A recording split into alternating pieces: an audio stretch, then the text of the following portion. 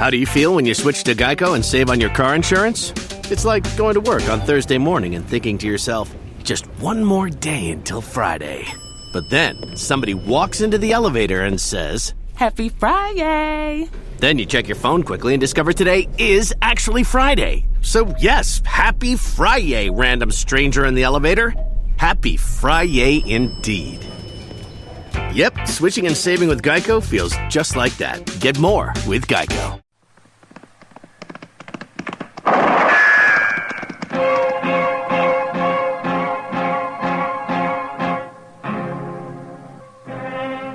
Around Dodge City and in the territory on West, there's just one way to handle the killers and the spoilers, and that's with a U.S. Marshal and the smell of Gunsmoke.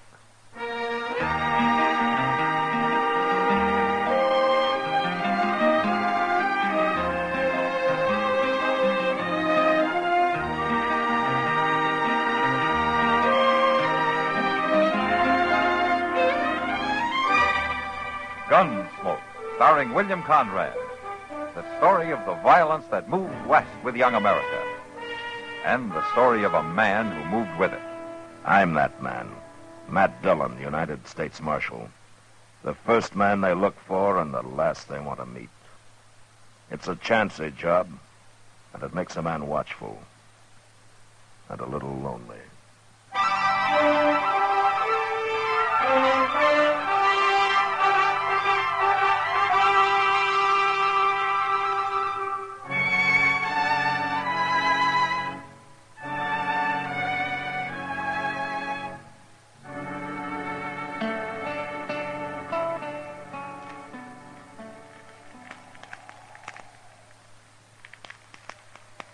Good thing we packed in all that stove wood, Mr. Dillon.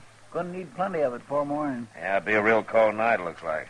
That snow keeps on there, so it's gonna be 2 foot deep on the level and 4 in the draws. And if you don't take your boots off that stove, you're gonna have 2 feet on the bare ground, Chester. What are you talking about? Well, your soles are starting to smoke. Now take 'em off. My golly, I thought I smelled something burning in here. The stove's red hot. Yeah, well, at least my feet's warm for the first time in 2 days. Yeah, maybe I'll rub my boots with tallow. The leather ought to soak it up real good, being so hot that way. Evening, Matt. Oh, hello, Kitty. Come on in. Kitty. Oh, it's cold out tonight. Yeah, well, come over here and stand by the stove and burn with a Chester. Oh, I now. can't stay, Matt. I gotta get back to the Long Branch. Yeah, big crowd tonight? Yeah, but quiet one. Men get sentimental around Christmas time. Oh, I'm that way myself, Miss Kitty. So am I, Chester.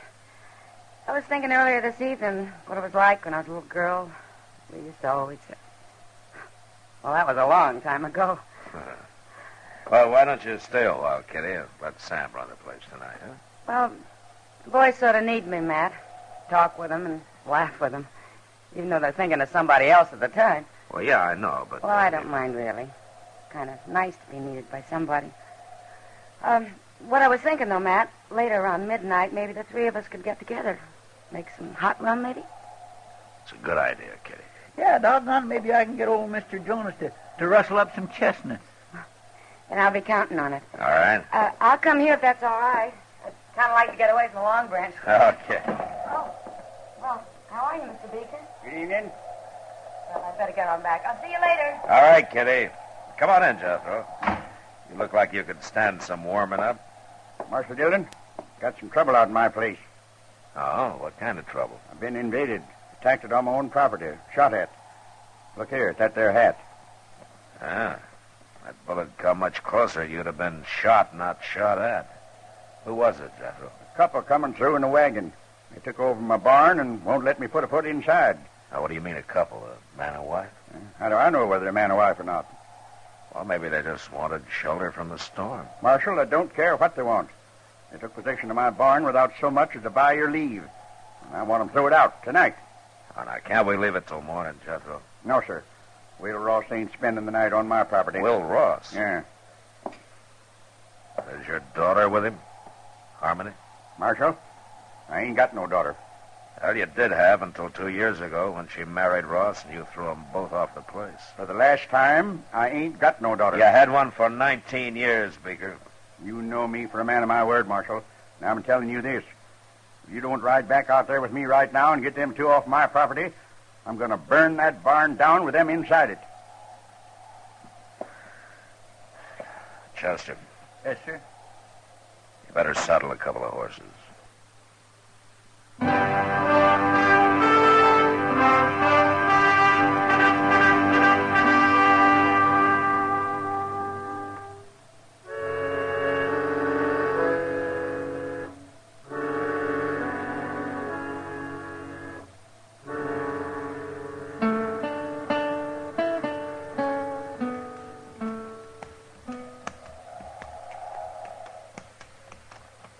I don't see any wagons, Jethro. Yeah, they're halted inside the barn. Blast them. They're burning the coal oil stove in the tack room, and they got a fire going in the blacksmith forge. Well, it's a cold night. Yes, and charcoal and oil cost money. Come on out there, Ross. Got the law with me now. Jethro, if I'm going to handle this, I'll handle it my own way. Now, you stay right here. Come on, Chester. Yes, sir. Now, don't you go easy on them. I want them two treated like any other criminals. You make mighty good targets again this snow, Mr. Jones. Yeah, I guess we do it that. The wind dies down, may not turn into a blizzard after all. But I just don't like the idea of walking right into a gun. Who is it? Who got there? It's Matt Dillon. Hold your fire, Will. Stay back. I'm warning you, Marshal. Just want to talk to you, Will. Now, come on, open the door. It's cold out here. Is old Jethro with you? No, just me and Chester. You can come in alone, Matt. You leave your gun out there with Chester. All right, open it up. Here, Chester, hang on to this. Mr. Jones, I just don't like this. Now, we got no choice. All right, hurry up, Matt. Well, welcome home, Will. You took a big chance walking up here like that. I doubt that. You wouldn't have shot anybody in cold blood before. I don't think a man changes that much in 2 years. Not unless he's pushed hard enough. Maybe. Now, take that gun, Will. You said you just wanted to talk. I do, but not over a gun sight. Now, hand it over. No, now stay back, Matt. No! Like I said, Will, a man doesn't change that much. No, I guess not. I wouldn't even have shot old Jethro. I figured that. We didn't aim to stop here, Marshal. We was trying to make Dodge, and the storm come down on us. A man takes shelter where he can. I wouldn't even ask him for a drink of water. Not after the way he treated us when we got married. But we didn't have no choice. Where's Harmony, Will? She's in the tack room. It's warmer there. I made up a bed for her with some straw and some blankets. A bed? You better go talk to her, Marshal. She'll be right glad to see you after all this time. All right. Chester, Yes, sir. come on in. I'll be right back. All right, sir. How you been making out, Will? Not too bad. Harmony? Who is it? Matt Dillon. Oh, Matt. What's going on here, young lady? Oh, everything, Matt. We're in trouble. Real trouble. What's wrong? You sick? I reckon you might call it that. It'll be any time now, I think. Oh. Well, now, look, don't you worry, Harmony.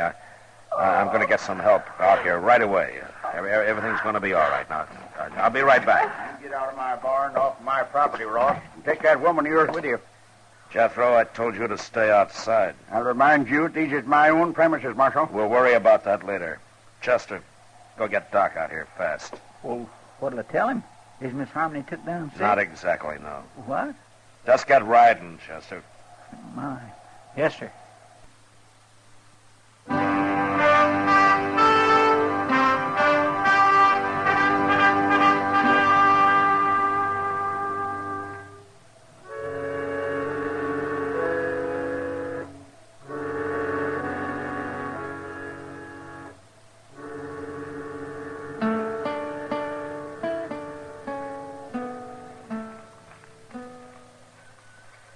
Oh, Matt.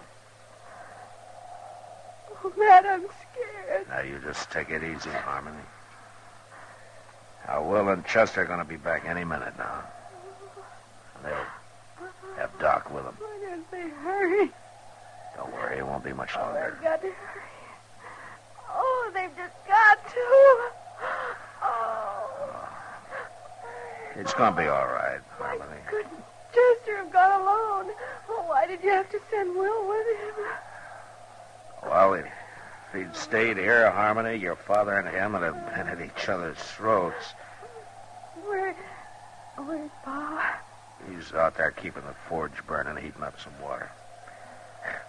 He's looking sicker by the minute. Why did it have to happen? Here, Matt. Oh.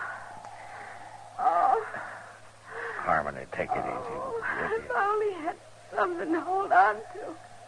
Maybe if you'd give me your hand. Here, take my hand. Oh.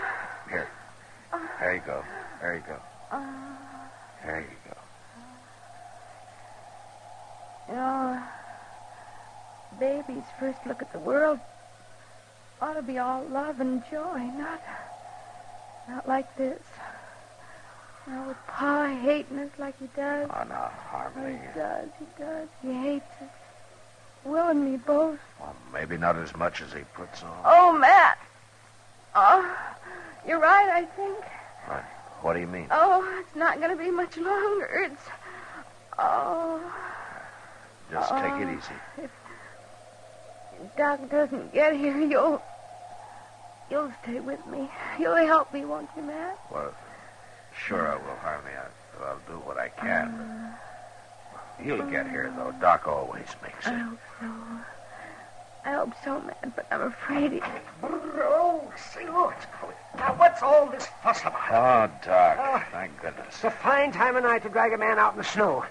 Yeah, put my bag right there. I can't see why you didn't plan this thing at a decent hour, young lady. Doc, I'm scared. Oh, scared fiddlesticks, not a thing to worry about. Women were having young'uns long before you and me was even born. Hurry, please. Oh, well, now then, you just settle back there and you quit worrying. I'll tell you when it's time to hurry. Doc, do you mind if... Well, now, Matt, well, you're as white as a sheet. Oh, well, Doc, Oh, you thought you was going to have to take over by yourself, huh? Now, you go on out there and you tell that old buzzard out there to heat up some more water. He hasn't got half enough. All right, Doc. And then stay out from underfoot. Me and Harmony's got some work to do. Go on now, get.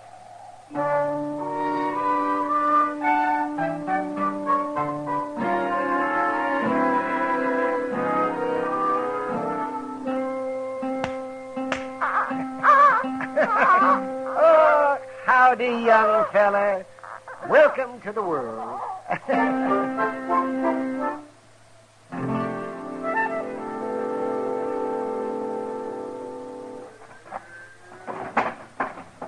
My gracious, it is cold, Mr. Dillon. Stopped snowing, though. Clear as a bell. There you are, Mr. Beeker. Better put some more wood on that forge, I guess. It's burning down pretty low. And so's my wood pile. It's a fool waste trying to heat a barn in midwinter. I'll cut enough to make it up before we leave. Yeah. One thing sure, Jethro, we ain't going out beholden to you. You always was a fine one to talk. And mostly, I can back it up. You didn't with Harmony. We don't need your old man's farm, you said. We'll have us one twice as big, you said. We run into bad luck. Yeah, sure you did. And you come crawling back with your tail between your legs. Not to you, we didn't. We got caught here tonight by accident. Bad luck accident. That's all you was born for. Just what I told Harmony when she defied me and up and married you. That's so. Now, you listen to me, Jethro. All right, that's enough. Settle down, both of you. Well, I didn't give you back your gun just to have you start another argument. I'm sorry, Marshal. I'm just kind of on edge, I reckon. Well, it ain't no wonder when a man's got a new little boy less than an hour old. Yeah, the rich get richer and the poor have young'uns. Jethro, shut up. Marshal, I'll remind you that all of you are trespassers on my property. I thought we settled that. I'm here because you called the law in, remember? Well, you sure ain't done nothing. Force of circumstances, Jethro. Huh. Now, they'll leave as soon as your daughter's able to. You can count on that. I ain't got no daughter, Marshal. Well, anyway, while they're here, you're going to keep the peace. And ain't no law against talking. There is if the talk leads to violence. And just remember that Harmony and Will don't like putting up with you any better than you like putting up with them. Real high and mighty, ain't they? And without a ruff over their heads. A lot of folks might figure that makes you look worse than them. Now, what kind of talk is that, Marshal? Well, with a ranch this size, a big house on it, and a man your age trying to work it all by himself while his own kin roam the countryside. Some folks might figure a man like that's got a lot of meanness in him. I told her what to expect if she married this feller. A man might tell somebody most anything when he's mad, Jethro. But it's plain stubbornness that makes him stick to it afterward. They come sneaking into my barn like bandits, Marshal. Didn't even knock on my door. Now you're saying I ought to go crawling to them. I didn't tell you what you ought to do. Well, it comes to that, though, and I ain't doing it. Don't worry, Jethro. We don't want no part of your ranch. And it ain't being offered to you. I worked mighty hard to make this place look like what it is. A little peace and quiet out here wouldn't do the patient any harm, you know. How is she, Doc? Is she going to be all right? She's fine, and so's the young'un. She'll live to have a dozen more, and he'll grow up and probably come to a bad end. Like being a marshal or a country doctor. Oh, now, young lady, I'll be back in the morning. You get yourself some sleep. All right, Doc. But would you tell my pa that... If you got any telling to do, you do it yourself. Pa? Pa? Well, answer, you old coot. She's talking to you. Yes? What is it? Pa? Would you come in here and say howdy to your grandson? Grandson? Did she say my grandson? Of course he's your grandson. Well, I hadn't thought of that. My grandson. Now, wait a minute. I don't know, Jethro. You just got through claiming you didn't even have a daughter. Confounded, Marshal, you're trying to put words in my mouth. Of course I got a daughter. And a grandson. And as fine a boy as you could ask for. Will. What? Well, I'd be much obliged to you if we could shake hands and kind of forget about things. Well, can't see no reason not to, Jethro. Yeah, good. Good. Now, come on, Will. Let's look him over. By golly, a grandson. Oh, look at him, the crazy old fool. Young'un's born every day. It's nothing to get all worked up about. Who you fooling, Doc? Huh? Nobody. Well, what are we going to do? Head back to town? Might as well, Doc. You know, they'll probably have some ups and downs yet, but I guess the four of them will be able to work it out now. They'll spoil that kid rotten.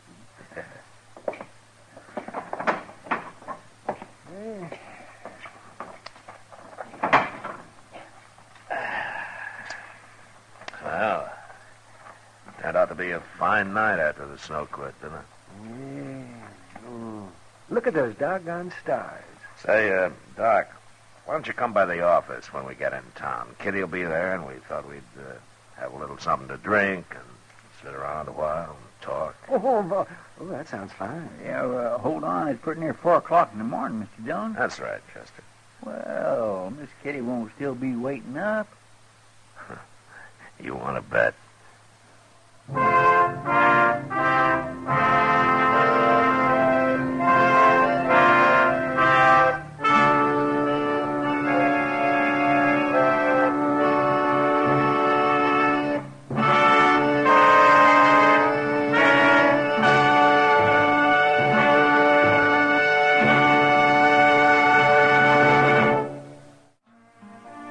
Gunsmoke.